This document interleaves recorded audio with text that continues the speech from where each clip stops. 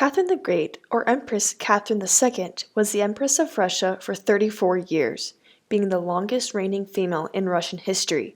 She is known for her extraordinary ambition, cunningness, and the westernization of Russia. Quite ironically, Catherine the Great was not even Russian. Rather, she was a German princess first named Sophie von Anhalt-Zerbst. Born in 1729, she was the daughter of an impoverished German prince named Christian August von Anhalt-Zerbst and Johanna Elizabeth of Holstein-Gottorp. Her mother, aware of her husband's impoverished state, was greatly concerned with her image and wanted to use Princess Sophie to establish herself as a prominent figure. Luckily for her, in January 1744, Sophie received a letter from the Chamberlain of the Grand Duke Peter, the heir to the Russian throne. The letter invited Sophie to the Russian royal court. Excited for what this could mean for the family, Princess Sophia and her mother Joanna went to Russia to meet the Grand Duke Peter and Empress Elizabeth. Upon arriving to Russia, Sophie immediately won the favor of Empress Elizabeth with her ambitious nature and devotion to the country and the Orthodox faith. Sophie would officially secure the Empress's favor on June 28, 1744, with her official conversion to the Russian Orthodox Church. After her conversion, she was given the name Catherine. After her conversion, the betrothal was set for the marriage of Catherine and the Grand Duke Peter. The marriage officially occurred on August 25, 1745, in St. Petersburg. Eventually, the couple would settle in the Palace of Oranienbaum, which would be their residence for many years. However, issues arose when months went by without the marriage being properly consummated. This did not deter Catherine from continuing her ambitious pursuits by studying the Russian language and history. The truth of the matter was Catherine found her husband detestable. His countenance was poor, and his behavior was quite unordinary. In her memoirs, Catherine would talk about Peter's capricious mood and how he often ignored her.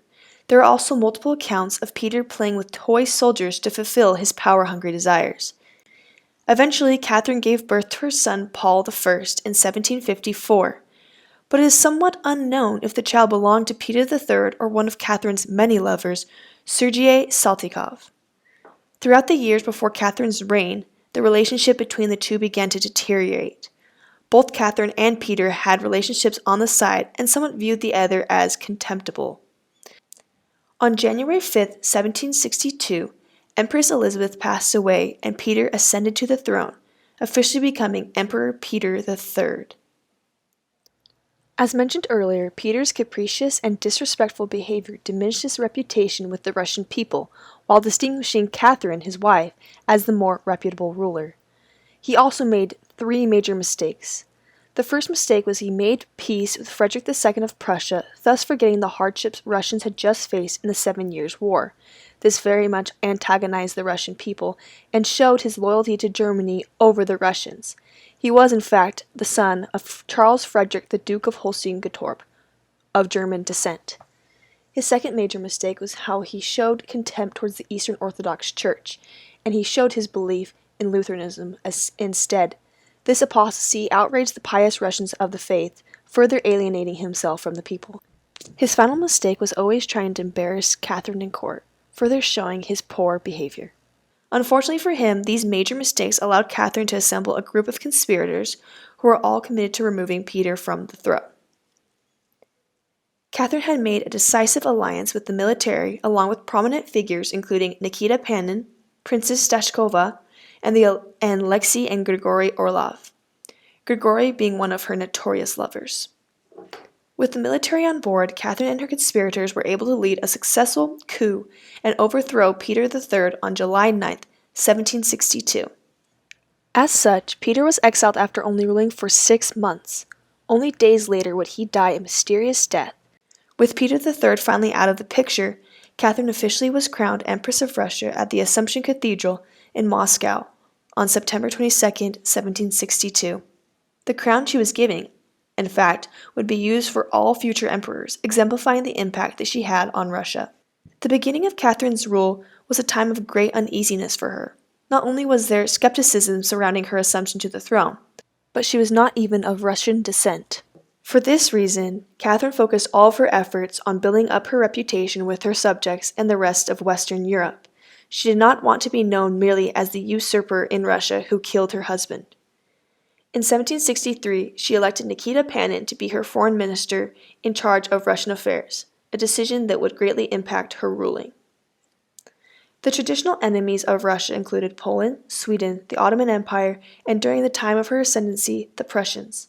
Thus, all of her foreign affairs virtually were focused on these nations. For starters, Panin created the idea of the Northern Accord, which was an alliance system between Russia, Prussia, Sweden, Poland, and somewhat Great Britain, essentially all the northern non-Catholic countries minus Poland. Unfortunately, this alliance system did not pan out the way she had intended to. The goal for Catherine the Great was to recover lost Russian land from Poland and extend its frontiers to the shore of the Black Sea, which was controlled by the Ottoman Turks. Essentially, during Catherine's reign, she would be at war with the Ottoman Turks, Sweden, and she would also exert her influence greatly in Poland, most notably by helping her friend become the King of Poland and essentially a Russian puppet. One of the most notable wars fought during Catherine the Great's reign was the Russo-Turkish War, starting in 1768 and ending in 1774. Russia greatly desired access to the Black Sea, controlled by the Turks, to improve trade. So when they tried to establish warm water ports there, problems ensued. This war, in particular, was part of a large grouping of wars between Russia and the Ottoman Empire. It eventually ended with the Treaty of Kukuk-Kainarka in July of 1774. The treaty gave Russia access to the Black Sea. It also established Crimea as an independent state and established that Russia was to be the protectorate of Orthodox Christians in that area. Throughout the timeline of the Russo-Turkish War, Russia had to deal with more foreign affairs along with domestic ones. In 1772, while at war with the Turks, Russia, Prussia, and Austria partitioned Poland. Meanwhile, Catherine's cousin in Sweden, King Gustavus III, was trying to prevent peace between Russia and its adversaries because he wanted to attack Russia while it was distracted with the Turks. This led to uneasiness for Catherine the Great. On top of that, there was a rebellion in 1773 by Yemlin Pugachev and the Cossacks, composed of mainly resentful peasants who were killing landlords, burning farms, and destroying Russian property. Their discontent was fueled by Catherine's continuous support for the nobility class while continuing to disregard the rights of the peasants. Additionally, with the territorial expansion of Russia and Catherine's lofty expenditures, the Russian economy suffered from high inflation and the devaluation of the currency, and eventually the emergence of the assignation ruble, the first paper currency of Russia. Evidently, Catherine the Great's rule was full of both foreign and domestic affairs, causing Russia to somewhat suffer greatly. However, her influence was greatly felt by all the Russian people. Nevertheless, Catherine was able to remain reputable throughout her reign, for the most part, through her clever display of herself. Catherine wanted to be the epitome of enlightened absolutism, meaning she was enamored by the works of the Enlightenment trickling to Russia from Western Europe, and wanted to resemble such an enlightened state herself. However, many historians argue that though she was well read in the Enlightenment, her actions definitely did not speak louder than her words. Catherine the Great was in close contact with the renowned French writer Voltaire. In fact, she wrote to Voltaire asking him to use his tremendous influence to praise her and stop the gossip around Western Europe that portrayed Catherine as a vain usurper who murdered her husband. She was also highly influenced by Diderot's encyclopedia, which established that reason is the sole guide of man's conduct over traditional teachings. Although people often view Catherine's enlightened state as a facade and form of propaganda, she did contribute to many reforms in hopes to improve the lives and reputation of the Russian people. Catherine made reforms to Russian law that were inspired by the Enlightenment. Her nakaz was the new law code created after assembling a legislative commission in 1765, which was composed of representatives from all social classes.